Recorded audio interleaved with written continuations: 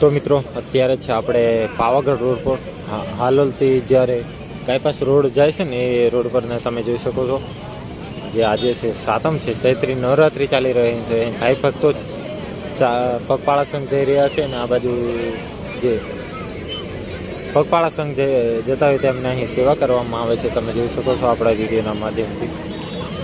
આ રીતની આજે તો બહુ ભીડ છે, રોજ કરતાં આજે સાતમ છે ને કાલે આઠમ છે એટલા માટે બહુ ભીડ જોવા મળે છે. સામે રોડ પર તમે જોઈ શકો છો આપણા વિડીયોના માધ્યમથી, બરાબર.